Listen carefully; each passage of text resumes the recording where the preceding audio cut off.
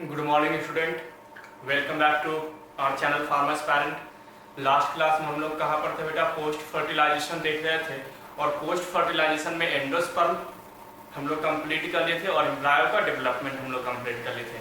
Third segment पे आते हैं बेटा, डेट इज सीड। सीड के बाद हम लोग क्या देखेंगे? फ्रूट देखेंगे। टोटल 4 सेगमेंट मैंने आपको बताया था कि टोटल हमें कितने सेगमेंट पढ़ने हैं पोस्ट फर्टिलाइजेशन में? 4 सेगमेंट पढ़ने हैं।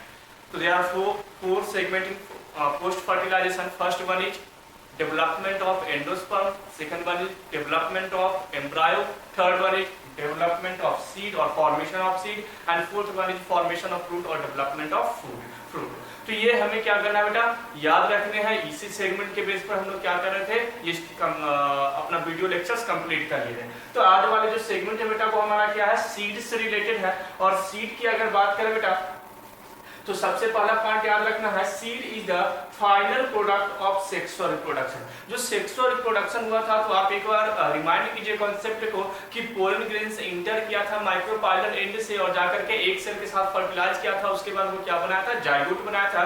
जाइगोट से एम्ब्रायो और एम्ब्रायो से क्या बना था बेटा? सीड का फॉर्मेशन वहां पर बना था। तो सीड जो है वो क्या है भाई? Final product. जैसे चाइल्ड की अगर हम बात करें, प्रोजनी की अगर बात करें, तो एंजियोस्पर्मी प्लांट का प्रोजनी क्या है? सीड है। यही सीड आगे जाकर न्यू एंजियोस्पर्मी प्लांट बनाने के लिए क्या होगा? रिस्पॉन्सिबल होगा। तो यहाँ पर बस कुछ पॉइंट हमें याद रखने हैं। यहाँ पर कोई कॉन्सेप्ट नहीं है बेटा, सीड से रिलेटेड सारे कॉन्सेप्ट ऑलरेडी हम लोग समझ चुके हैं। बस कुछ इंपॉर्टेंट पॉइंट है जो मैं आपको क्या कर रहा हूँ, यहाँ पर बस आपको लिखवा रहा हूँ। जो पॉइंट को आपको क्या करना है? लिखना और एक बार उसको देख लेना। तो सीड क्या बेटा? सेक्सुअल रिप्रोडक्शन का फाइनल प्रोडक्ट है। ऑब्वियसली क्यों फाइनल प्रोडक्ट है? क्योंकि मैंने बताया क्योंकि यहीं से ये प्रोजनी है एंजियोस्पर्मी प्लांट का और यहीं से एक नए प्लांट का फॉर्मेशन होना है। सेकंड पॉइंट है also known as fertilized ovule, can be also known as fertilized ovule. Is it right और रॉन्ग?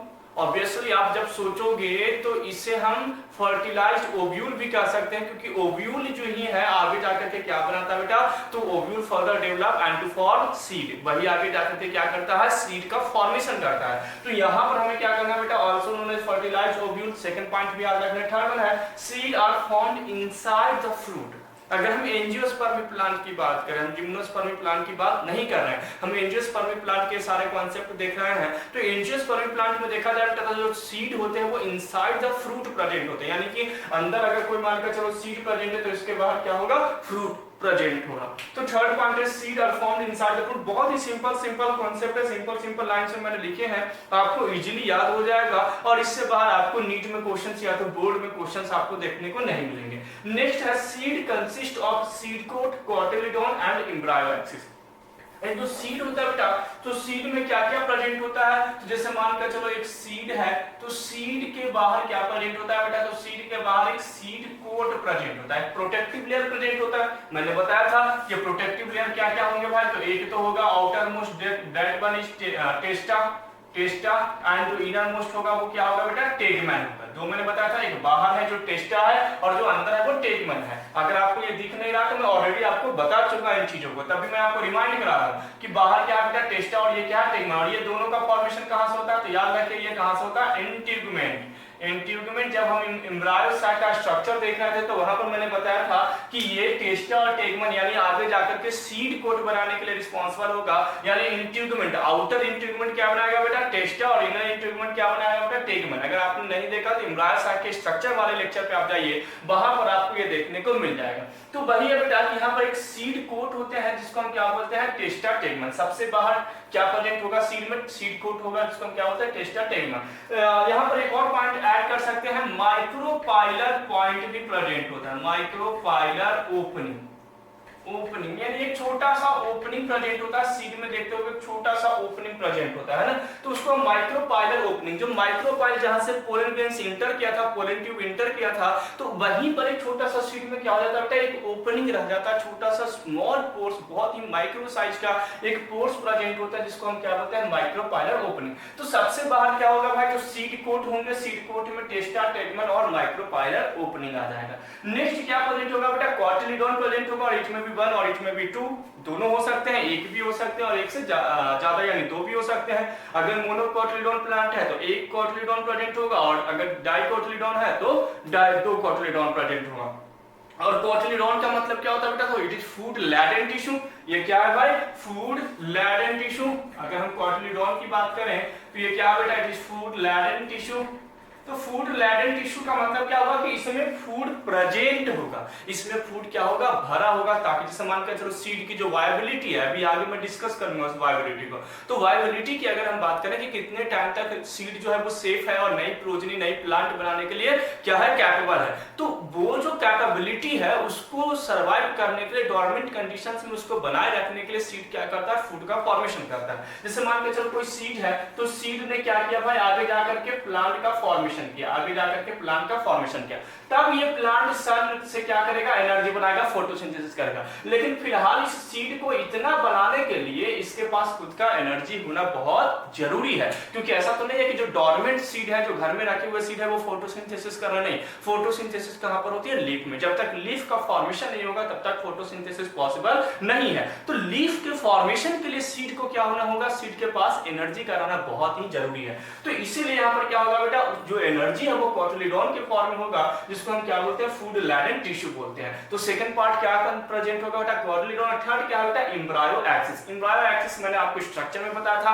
अभी जस्ट प्रीवियस क्लास वाले सेक्शन में I have already discuss about it कि एम्ब्रायनल एक्सिस होते हैं। एक्सिस के ऊपर क्या होता है बेटा, एपिकोटाइल, और एक्सिस के नीचे क्या होता है, हाइपोकोटाइल होता है। हाइपोकोटाइल में रेडिकल प्रेजेंट होते हैं जो आगे जाकर के रूट का फॉर्मेशन करेगा, और एपिकोटाइल में क्या प्रेजेंट होता है बेटा, प्लम्यूल्स प्रेजेंट होते हैं जो आगे जाकर के शूट स्टेम का फॉर्मेशन करेंगे। तो यहाँ पर थर्ड पॉइंट क्या है, यहाँ पर क्या होगा, एम्ब्रायो एक्सिस प्रेजेंट होगा। तो सीड सिंपली अगर हम बात करें, seed consist with seed coat, cotyledon and embryonal axis. ये तीन पॉइंट आपको क्या करना है, याद रखना है। नेक्स्ट पॉइंट है बेटा, the cotyledon of the embryo are simple structure. जो कॉटिलीडॉन होते हैं एम्ब्रायो के, बहुत ही सिंपल स्ट्रक्चर में होते हैं, generally thick and swollen due to storage of food reserve.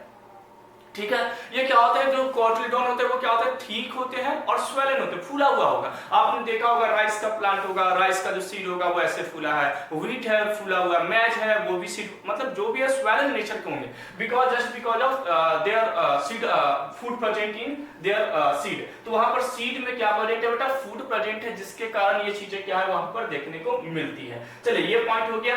Next as in legumes. Legumes plant मैंने आपको 11th में पढ़ाया था, या तो आपने 11th में जिस टीचर से पढ़े होंगे, तो वहां पर लेग्यूमिनेसी फैमिली में जो पल्सेस आते हैं, तो लेग्यूम सबसे ज्यादा फूड को स्टोर करने के लिए रिस्पांसिबल होते हैं। जैसे आप ग्राम की एग्जांपल ले लो, तो उसमें क्या होता है, फूड ज्यादा प्रेजेंट होते हैं। तो कॉटिलीडॉन के यहाँ पर सिंपल स्ट्रक्चर की बात करा कि it is thick and swollen portion where food are present in reserve form. तो ये पोर्शन आपको क्या करना है, याद रखना है। Next as the seed mature. अगर सीड मैच्योर होता है, its water content is reduced and seed become relatively dry, 10 to 15% moisture by mass. अगर कोई सीड मैच्योर होता है बेटा, तो जो उसमें वाटर प्रेजेंट है, जैसे मान के चलो आप राइस का प्लांट अगर आपके आसपास होगा या बीट का प्लांट होगा, तो जब वो मैच्योर नहीं हुआ होगा, यानी अभी उसमें फल लगे ही हैं, यानी अभी उसमें सीड आने ही हैं, तो आप जब सीड को ब्रेक करोगे तो उसमें क्या होता है, वो बहुत ही गीले होते हैं, यानी कि बहुत ही वो क्या होते हैं, सॉफ्ट होते हैं। और सॉफ्टनिंग किसके कारण आती है, तो due to presence of water, high amount of उसमें क्या प्रेजेंट होते हैं, वाटर होते हैं। लेकिन जैसे वही सीड मैच्योर हो जाता है, तो वो सीड क्या हो जाता है, हार्ड हो जाता है, क्योंकि उसमें जो वाटर का कंटेंट है वो रिड्यूस्ड हो जाता है, और रिड्यूस्ड होकर के मात्र कितना रहता है, 10 to 15% बाय मास उसमें प्रेजेंट होता है। तो ये पॉइंट को बिल्कुल अच्छे से याद रखेंगे कि जो सीड होते हैं उसमें वाटर कंटेंट कितना होता है बेटा, 10 to 15% मॉइस्चर बाय मास, उसमें मॉइस्चर क्या होंगे, वाटर प्रेजेंट होंगे। नेक्स्ट है the general metabolic activity of the embryo slow down. जब ये सीड मैच्योर होंगे तो जो मेटाबॉलिक एक्टिविटी है वो भी स्लो हो जाएगा, ऑब्वियसली, क्योंकि नीड कम हो गई है, नीड इसकी आवश्यकता कम हो गई है, इसलिए इसको सर्वाइव करने के लिए कम एनर्जी चाहिए। कम एनर्जी चाहिए तो मेटाबॉलिक एक्टिविटी भी क्या होगी, कम होगी। आपको मैंने मेटाबॉलिज्म आपने पढ़ा होगा द लिविंग बॉडी में, तो उसमें मेटाबॉलिज्म का रोल क्या होता है कि वो क्या करते हैं, हमारी बॉडी में एनर्जी फॉर्मेशन करने के लिए या तो फूड को स्टोर करने के लिए वो क्या होता है, रिस्पॉन्सिबल होते हैं। अगर हम मैच्योर सीड की बात करें तो नई फूड बननी नहीं है, और जो पुरानी फूड है उससे ज्यादा एनर्जी को वो कंज्यूम नहीं करना चाहते। तो दैट्स व्हाई यहाँ पर पॉइंट है कि एम्ब्रायो स्लो हो जाएगा, एम्ब्रायनल एक्सिस, एम्ब्रायनल पोर्शन में क्या हो जाएगा बेटा, जो मेटाबॉलिक एक्टिविटी है, जो केमिकल रिएक्शंस है वो स्लो डाउन होंगे। द एम्ब्रायो में inter state of inactivity called dormancy, और इसी कंडीशन में जो एम्ब्रायो है बेटा वो क्या हो जाएगा, एक दूसरे कंडीशंस में इंटर कर जाएगा, जिस कंडीशंस को हम क्या बोलते हैं, डोरमेंसी बोलते हैं। डोरमेंसी का मतलब जो हम घर में स्टोर करते हैं सीड को, उस सीड को हम क्या बोलते हैं, डोरमेंट सीड यानी कि सीड कहाँ पे चला गया, डोरमेंस कंडीशन में चला गया। और डोरमेंसी का मतलब ये हो गया कि सीड अब वहां पर सीडलिंग का फॉर्मेशन नहीं करेगा, यानी वहां पर अब वो नए प्लांट का फॉर्मेशन नहीं करेगा, लेकिन जैसे ही उसको एटमॉस्फेरिक कंडीशंस मिलेंगे तो आगे जाकर के वो क्या करेगा, नई प्लांट का फॉर्मेशन करेगा। तो डोरमेंट सीड जो घर में हम सीड को स्टोर करके रखते हैं बेटा वो क्या होता है, डोरमेंट सीड होता है। लेकिन जैसे ही फेवरेबल कंडीशंस में उसको हम रखेंगे तो वो सीड क्या हो जाएगा, प्लांट में कन्वर्ट हो जाता है। तो उसे हम क्या बोलते हैं कि उस समय सीड का डोरमेंसी क्या हो गया, ब्रेक हो गया। तो वही पॉइंट है कि डोरमेंट कंडीशन होता है और it favourable conditions are available they germinate. और अगर फेवरेबल कंडीशंस अगर वहां पर अवेलेबल है, if favorable conditions are available they germinate further, वो क्या हो जाएगा बेटा, जर्मिनेट हो जाएगा। तो पहले मैंने क्या बताया है कि मैच्योर सीड है उसमें 100% वाटर था, रिड्यूस्ड होकर के 10 to 15% moisture by mass present हो गया और वो जो सीड है वो कहां पे चला गया, डोरमेंसी में। लेकिन जैसे ही फेवरेबल कंडीशंस आएगा तो वो डोरमेंसी ब्रेक होगा और वहां से नए प्लांट का फॉर्मेशन हो जाएगा। इस पॉइंट को आपको क्या करना है, स्लाइड में मैंने मेंशन किया है। नेक्स्ट आते हैं सीड टाइप। ये भी अपन बहुत पहले डिस्कस कर चुका है लेकिन तब भी मैं आपको एक बार रिकॉल करा देता हूं। सीड टाइप की बात करें तो मैच्योर सीड्स में भी नॉन एल्बुमिनस और एल्बुमिनस। मैंने आपको एग्जांपल्स भी दिए थे प्रीवियस क्लास वाले में कि सीड क्या हो सकते हैं, एल्बुमिनस भी हो सकते हैं और नॉन एल्बुमिनस भी हो सकते हैं। या तो नॉन एल्बुमिनस को हम लोग एक्स एल्बुमिनस भी हम लोग बोल रहे थे। एक्स एल्बुमिनस का मतलब है कि वैसे सीड जो completely seed which is completely consume their endosperm, वैसे सीड जो एंडोस्पर्म को कंप्लीटली कंज्यूम कर लेता है, कंप्लीटली यूज कर लेता है, उसको हम क्या बोलते हैं, नॉन एल्बुमिनस सीड बोलते हैं। और जहां पर प्रेजेंट होता है यानी कि एंडोस्पर्म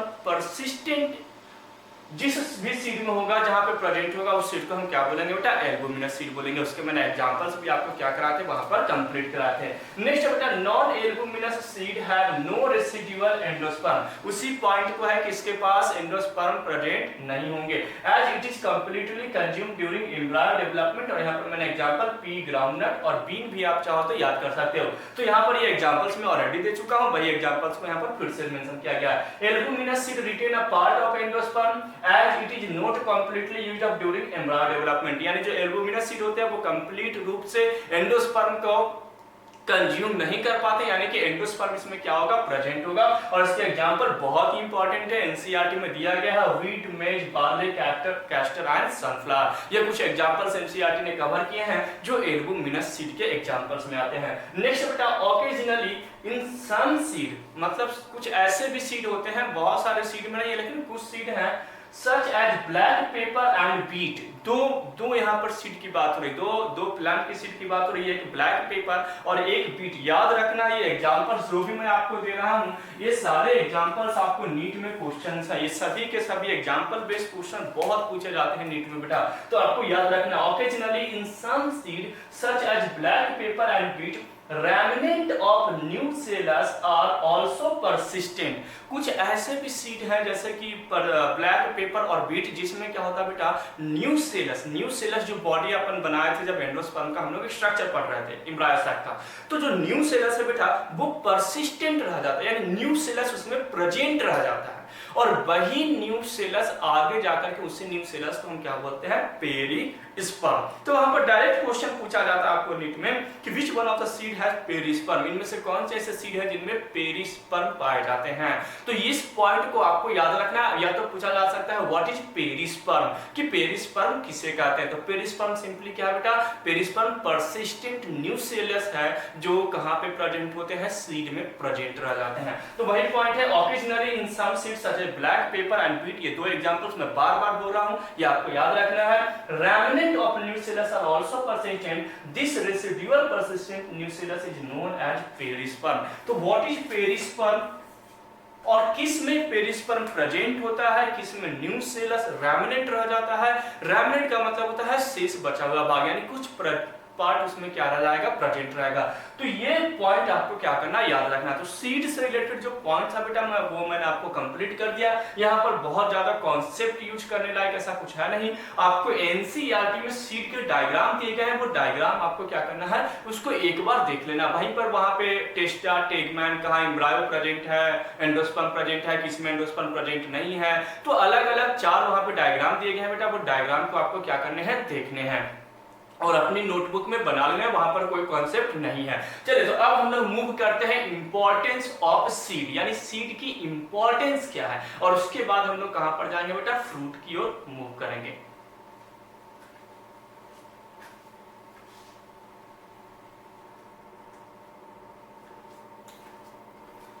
अब हम लोग क्या देख लेते हैं बेटा, सीड इंपॉर्टेंस, यानी इंपॉर्टेंस ऑफ सीड और सीड की वायबिलिटी, दोनों कॉन्सेप्ट को क्लियर करते हैं। इंपॉर्टेंस की अगर बात की जाए बेटा, तो better adaptive strategy for dispersion, कहने का मतलब है डिस्पर्स करने के लिए, यानी जब किसान इसको फॉर्मर जो है जब इसको फील्ड में क्या करते हैं, डिस्पर्स करते हैं, तो डिस्पर्स करने में सीड क्या होता है, कैपेबल होता है, इजीली वो क्या हो जाता है, डिस्पर्स हो जाता है। तो फर्स्ट इंपॉर्टेंस में आपको याद रखना है बेटा, मतलब छिड़काव जब करते हैं तो इजीली इनके पास क्या होते हैं, स्मॉल स्मॉल साइज के होते हैं, दैट्स व्हाई वो क्या हो जाते हैं, सेपरेटली बहुत ही इजीली हो जाते हैं, तो उसी को हम क्या बोलते हैं बेटा, डिस्पर्स होना, है ना। तो better adaptive strategy for dispersal, first point याद रखना। सेकंड क्या बेटा, सीड क्या रखते हैं, तो फूड को रिजर्व करते हैं, ऑब्वियसली फूड को रिजर्व रखते हैं और उसी सीड को हम क्या करते हैं, खाते हैं, तो यहाँ पर फूड रिजर्व होता है। थर्ड क्या बेटा, प्रोटेक्शन, ये क्या करता है, प्रोटेक्ट करता है अपनी जनरेशंस को, अदरवाइज अगर सीड प्रेजेंट नहीं होगा तो आने वाले टाइम में उनकी प्रोजनी यानी नई प्लांट का फॉर्मेशन नहीं होगा, तो प्रोटेक्शन प्रोवाइड करता है। नेक्स्ट बेटा, न्यू कॉम्बिनेशन फॉर्म, यानी कि यहाँ पर सेक्सुअल रिप्रोडक्शन हो रहा है, एंजियोस्पर्मियम प्लांट की बात कर रहे हैं, तो सीड का जो फॉर्मेशन हुआ है टू अलग अलग क्या है बेटा, वहां पर या तो सेम सेल्फ पॉलिनेशन भी हो सकता है या तो क्रॉस पॉलिनेशन, और अगर क्रॉस पॉलिनेशन हो रही है तो टू डिफरेंट टाइप ऑफ क्या है बेटा, वहां पर डीएनए आ रहा है, two different type of genetic material आ रहा है, दैट्स व्हाई वहां पर एक न्यू कॉम्बिनेशन यानी एक नई प्रोजनी का फॉर्मेशन होगा जो आगे जाकर के इवोल्यूशन में क्या करेगा, हेल्प करेगा। तो नेक्स्ट पोर्शन है न्यू कॉम्बिनेशन फॉर्म इवोल्यूशन, यहाँ पर कोई कॉन्सेप्ट बचा नहीं है इस चैप्टर में, है ना, बस छोटे छोटे कॉन्सेप्ट है जिसको हम क्या करेंगे, सिंगल सिंगल लाइन में कंप्लीट कर लेंगे।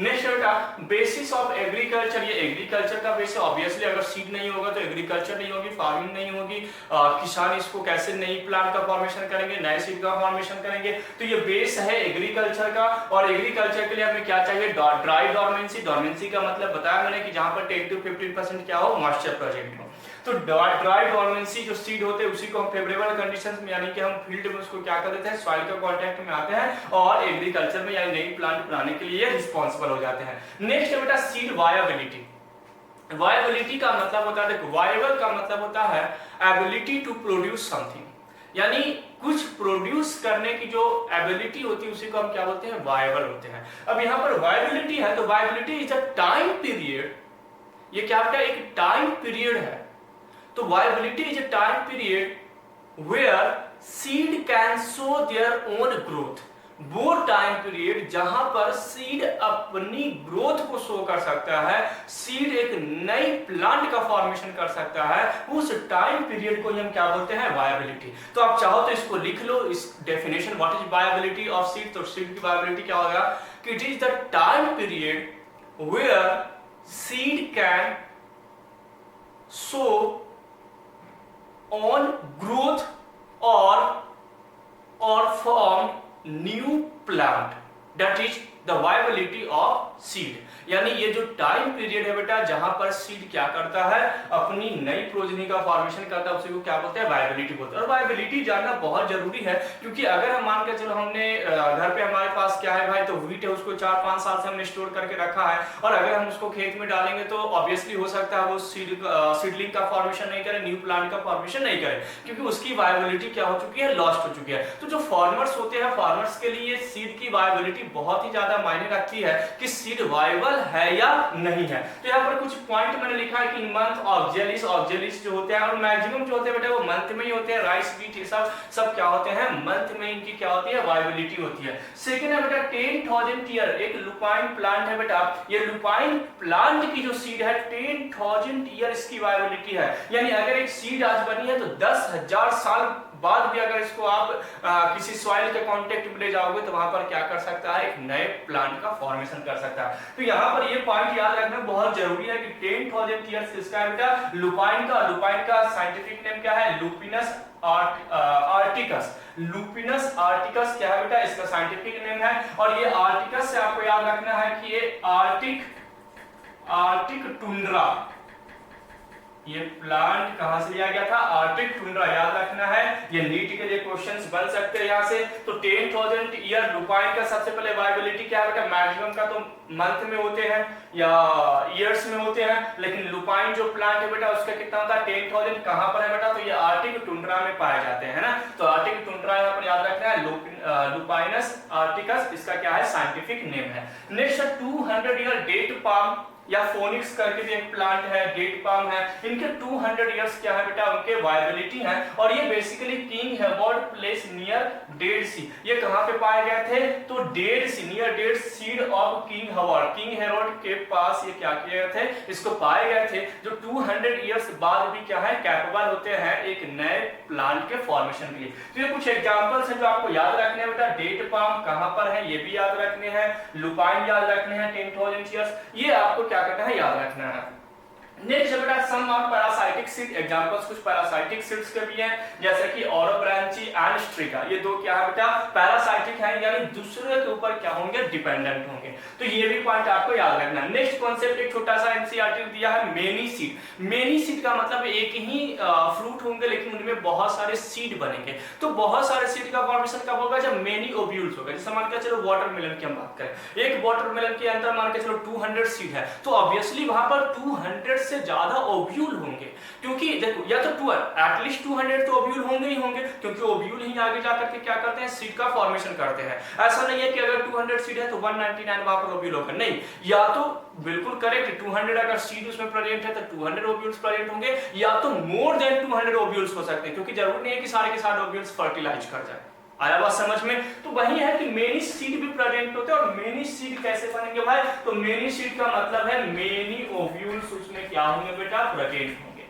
Many ovules present in embryo sac, अगर बहुत सारे एम्ब्रायो सैक में ओव्यूल्स पाए जाएंगे तो वहां पर बहुत सारे क्या होंगे? सीड होंगे। और अगर आपको ओव्यूल्स पता करना कि कितने ओव्यूल्स प्रेजेंट है, तो जितने सीड होंगे उतना ओव्यूल्स प्रेजेंट होगा फ्रूट के अंदर, है ना। ये पॉइंट को आपको क्या करना है? याद रखना है। तो ये तो कुछ कॉन्सेप्ट हो गया वायबिलिटी और इंपॉर्टेंस से रिलेटेड बेटा। सीड इंपॉर्टेंस, सीड के सारे कॉन्सेप्ट हम लोग कंप्लीट कर लिए। बहुत इजी कॉन्सेप्ट था, यहाँ पर कुछ भी कॉन्सेप्ट हमें यूज करना नहीं था, बस छोटे छोटे पॉइंट्स जिनको हमें क्या करना था? डिस्कस करना था। ऑलरेडी हम लोग सारे इंपॉर्टेंस कॉन्सेप्ट को क्या कर रखे हैं? डिस्कस कर रखे हैं। नेक्स्ट हम लोग आते हैं बेटा development of fruit, that is the last segment of post fertilization. Post fertilization का जो लास्ट सेगमेंट है बेटा वो हम लोग डिस्कस करने जा रहे हैं। We are going to discuss fruits and development of fruits and formation of fruit, कैसे फ्रूट का फॉर्मेशन होता है। तो जैसे ही सीड का इमेजिनेशन देखना बेटा कि जैसे ही ओव्यूल सीड का फॉर्मेशन करेगा तो उसके बाहर एक प्रोटेक्टिव लेयर डेवलप होगा। क्या हो जाएगा बेटा? एक प्रोटेक्टिव लेयर बनना शुरू हो जाएगा, ताकि जो उनका सीड जो है वो प्रोटेक्ट रहे इन्वायरमेंट से। जिम्नोस्पर्मी हम प्लांट की बात करें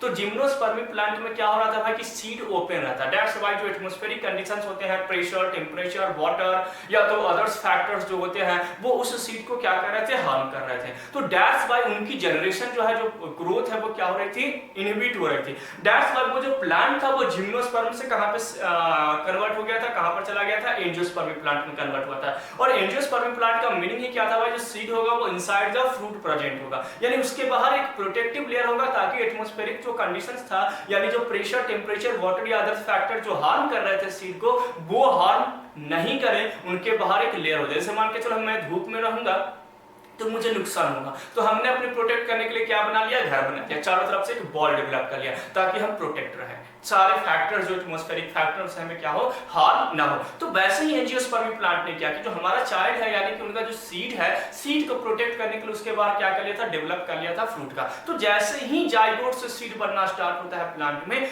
उसी के पैरेलली वहां पर क्या होना शुरू हो जाता है? बाहर में एक डेवलपमेंट, एक एरिया डेवलप होना स्टार्ट हो जाता है, एक प्रोटेक्टिव लेयर बनना शुरू हो जाता है, जिस लेयर को हम क्या बोलते हैं बेटा? फ्रूट बोलते हैं। आया समझ में? तो ओवरी बिकम फ्रूट, मैंने ये भी बताया था आपको कि ओवरी आगे जाकर के फ्रूट बनाएगा और ओव्यूल्स क्या बनाएगा बेटा? सीड का फॉर्मेशन करेगा। ये भी पॉइंट कंप्लीट है। तो अब हम लोग आते हैं फ्रूट्स पे। तो फ्रूट क्या आएगा? After fertilization ovary develops into a fruit.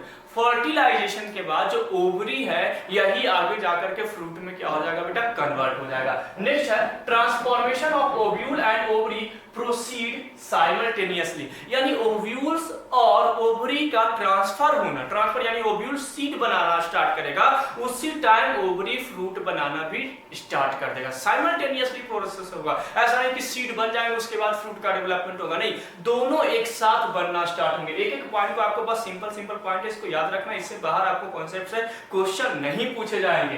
तो यहाँ पर क्या होगा, transformation of ovule and ovary proceed simultaneously. Next है बेटा पेरिकार्प। पेरिकार्प क्या होता है बेटा, जैसे मान कर चलो एक फ्रूट का अपन डायग्राम देखते हैं, तो मान लो ये मैंने एक फ्रूट बनाया है ना, ये मैंने एक फ्रूट बनाया और ये मैंने एक फ्रूट बनाया है ना, अटैच है ये फ्रूट। अब इसमें मान के चलो ये बेटा हमारा क्या है, ये पोर्शन हमारा क्या है, सीड का, जिसमें क्या प्रेजेंट है, सीड प्रेजेंट है।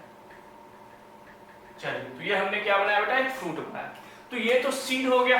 अब सीड में क्या प्रेजेंट होगा, सीड कोट प्रेजेंट होगा, एंडोस्पर्म प्रेजेंट होंगे, ये सारी चीजें प्रेजेंट होगा। और ये जो पोर्शन ये क्या कहलाता है बेटा, पेरिकार्प, यानी जो एडिबल पोर्शन होता है ना। तो यहाँ पर ये जो पोर्शन है बेटा, this one is pericarp, this one is pericarp. अब अगर हम पेरिकार्प की बात करें तो पेरिकार्प में फर्दर ये सब डिवीजन है। सबसे बाहर जो होगा बेटा वो एक्सोकार्प, मिडिल में होगा मेसोकार्प और सबसे अंदर जो होगा वो एंडोकार्प। यानी यहाँ पर जो लेयर होगा सीड के आसपास जो लेयर होगा सबसे इनर मोस्ट लेयर होगा, और एक लेयर होगा जो मिडिल में प्रेजेंट होगा, और एक लेयर जो है ये बाहर प्रेजेंट है। ये 3 लेयर प्रेजेंट है फ्रूट में। तो वही हम बात कर रहे हैं, एक लेयर जो है बेटा वो कहाँ पे प्रेजेंट है, इनर में प्रेजेंट है, जिसको हम बोलते हैं बेटा एंडोकार्प। क्या बोला जाता है बेटा, एंडोकार्प। एक मिडिल में लेयर प्रेजेंट है बेटा, जिसको हम क्या बोलेंगे, मेसोकार्प, मेसोकार्प। और एक आउटर लेयर होगा बेटा, आउटर मोस्ट लेयर होगा, जिसको हम बोलते हैं बेटा एक्सोकार्प।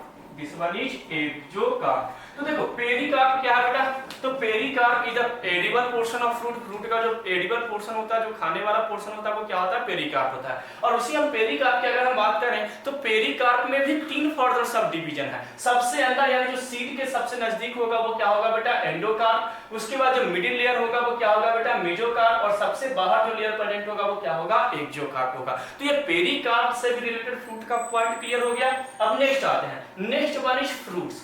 फ्रूट में भी फ्लेशी एंड में भी ड्राई। फ्रूट्स जो होते हैं बेटा वो क्या होता है, फ्लैशी भी होते हैं और ड्राई भी होते हैं। मैक्सिमम फ्लैशी होता है। फ्लैशी का मतलब है जिसमें वाटर कंटेंट ज्यादा हो, जैसे मैंगो, जूसी पोर्शन जो होता है, ऑरेंज, इसके अलावा गुआवा। अब मैक्सिमम जो आप देखोगे बेटा तो वो क्या होते हैं, उसमें वाटर कंटेंट ज्यादा होते हैं, फ्लैशी होते हैं। तो फ्लैशी भी फ्रूट हो सकते हैं, उसमें बहुत सारे एग्जांपल है। एंड कुछ सम आर ड्राई, जैसे कैस्यू। कैस्यू क्या है बेटा, ड्राई फ्रूट्स है। आप जो भी घर में ड्राई फ्रूट्स लाते हो सभी के सभी एग्जांपल्स हो जाएंगे ड्राई फ्रूट्स के, जिनमें वाटर का कंटेंट कम होते हैं। तो what is the difference between fleshy and dry fruit? In fleshy fruit water content is increase और more than dry fruit. Dry fruit के कंपेयर में फ्लैशी फ्रूट में वाटर का कंटेंट जो होगा वो ज्यादा होगा, और ड्राई फ्रूट में वाटर का content as compare to fleshy क्या होगा, कम होगा। That is the major difference between fleshy and dry fruits. और इनके एग्जांपल्स आपको ऑलरेडी क्लियर है कि घर में आप जो भी ड्राई फ्रूट्स खाते हो, कैश्यू वगैरह, वो ड्राई फ्रूट्स हैं। और बाकी इसके अलावा जो मैंगो, गुआवा, आप जो भी फ्रूट्स खाते हो वो सभी के सभी क्या है, फ्लैशी फ्रूट्स हैं। तो ये यहाँ पर आपको फ्रूट से रिलेटेड एक पॉइंट और याद रखना है। नेक्स्ट है टाइप ऑफ फ्रूट, कि फ्रूट कितने टाइप्स के होते हैं। तो fruits are basically true, false and parthenocarpic. Total 3 point NCERT ने कवर किया है। ट्रू फ्रूट्स का मतलब, फ्रूट का मतलब है कि fruit developed from ovary is known as true fruits. वैसे फ्रूट जो ओवरी से डेवलप होता है, ऑब्वियसली ओवरी ही आगे जाकर के क्या बनाते हैं, फ्रूट्स बनाते हैं, दैट इज ट्रू फ्रूट। तो ट्रू फ्रूट्स वो फ्रूट्स होते हैं बेटा जो ओवरी से डेवलप होकर के आते हैं, उसको हम क्या बोलते हैं बेटा, ट्रू फ्रूट्स। और मैक्सिमम आप जितना भी नाम ले सकते हो, मैक्सिमम जो फ्रूट्स होते हैं वो क्या होते हैं, ट्रू फ्रूट्स होते हैं। Some are false fruit develop from other than ovary. कुछ ऐसे भी फ्रूट्स होते हैं जो ओवरी से ना डेवलप होकर के कहीं और से डेवलप होते हैं। जैसे मैंने आपको कॉन्सेप्ट बताया था कि ओवरी आगे जाकर के क्या बनाएगा, फ्रूट्स बनाएगा, और ओव्यूल क्या बनाएगा बेटा, सीड का फॉर्मेशन करेगा। लेकिन कुछ ऐसे भी फ्रूट्स हैं जो ओवरी से ना डेवलप होकर के कहीं और से डेवलप हो जाते हैं। और आप वंडर हो जाओगे कि उसका एग्जांपल्स क्या है। फॉल्स फ्रूट का एग्जांपल है बेटा एप्पल, स्ट्रॉबेरी,